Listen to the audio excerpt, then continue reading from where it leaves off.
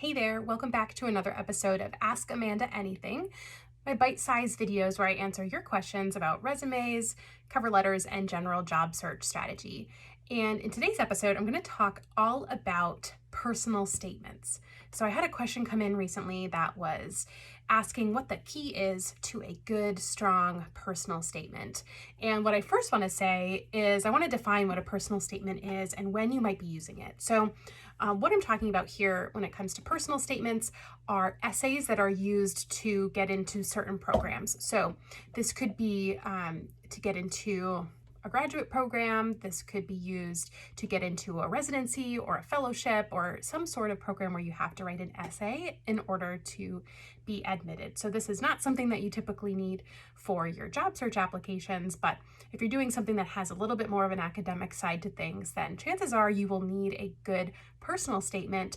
And arguably, I think it's probably the most important part of your application. So I've got 4 steps that I'm going to go over with you today. And the first step is to prepare well and follow the directions. So let's say, for example, you are applying to graduate school and you're applying to multiple programs. You will need to come up with a system to organize everything that's required of you. So this goes for your whole application, right? So maybe you're a spreadsheet person and you're going to put all the requirements in spreadsheets and keep track of the due dates, or maybe you're going to use file folders. Whatever you do, I recommend getting organized so that you know what is required for each different application.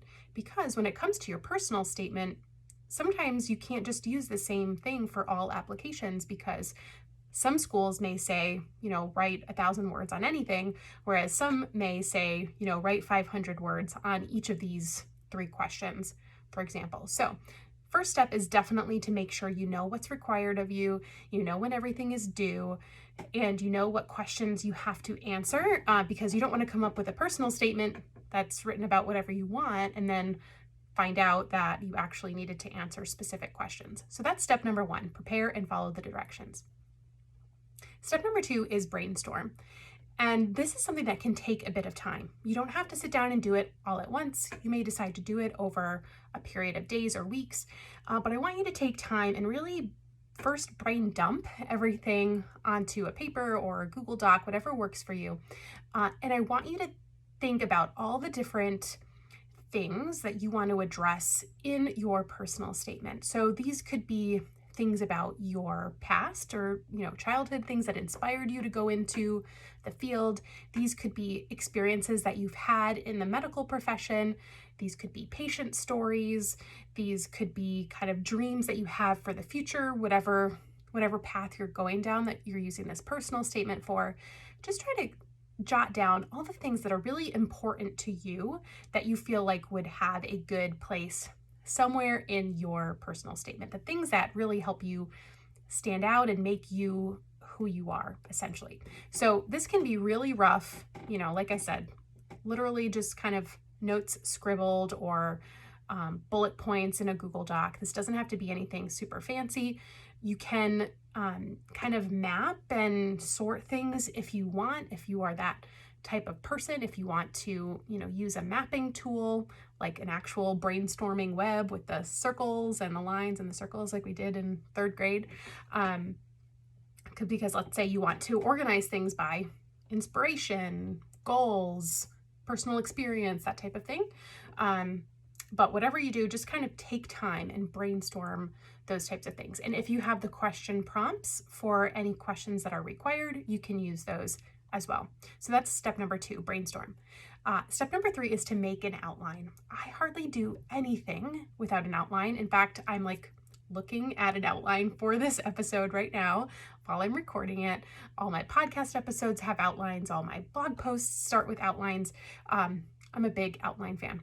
So this involves taking the things that you have brainstormed and grouping them together, and sorting them in the form of an outline, essentially. So a very, very basic outline that you can follow is introduction, body, conclusion, right? Like that's as simple as it gets, and I want you to at least follow that sort of outline when you're writing your personal statement. So that's step number 3, outline. Step number 4 is to write and revise. And there are a lot of steps in this part because this is really the part that you need to spend the most time on, the writing part. So maybe you'll decide to write the body first of your essay. You'll kind of write all the meat and potatoes, and then maybe you'll go back and write the intro and the conclusion later. But whatever you do, get into some sort of rough draft. Follow your outline that includes the things that you've brainstormed and try to make sense of it all and start typing and see what happens. And I always recommend that you write as much as you need to. Like, don't worry about word constraints or page restraints at this point. Write everything you can get down and start from that, because it's much easier to write everything and then take things away than to write something really short and then try to come up with something to fill in the space if there's a space requirement. So that's kind of the first part of the writing process, is to get everything down into a rough draft that's organized by intro, body, and conclusion. And so the next step is to revise. If you have a space limit, start to use your discretion, take things out, have a mentor, friend, or colleague review your paper for not just spelling and grammar errors, but for, the actual flow of your essay as well. And once you do that, the next step, do another revision. Read it out loud to yourself or to someone else and see how it sounds. Does it sound like you? Are you getting across the points that you want to get across? And then revise again if you have to. So that's step number 4, write and revise. And that fourth step, you can pretty much do over and over until you have a final copy, a final draft that you are comfortable with. And if you have multiple essays, you might be doing this process for each one if the questions are different. But if you start with kind of a big, long essay, you might be surprised to find that you can cut and paste different parts of it to address some of the applications that have specific questions, because chances are you will have addressed them in some way. So that's why I recommend, writing as much as you need to at first and then using that discretion after the fact. So that's my 4-step process to writing a good personal statement. First step, prepare and follow the directions. Step 2, brainstorm or brain dump. Step 3, organize everything. And step 4, write and revise, and repeat that step until you feel that you are done and ready to submit.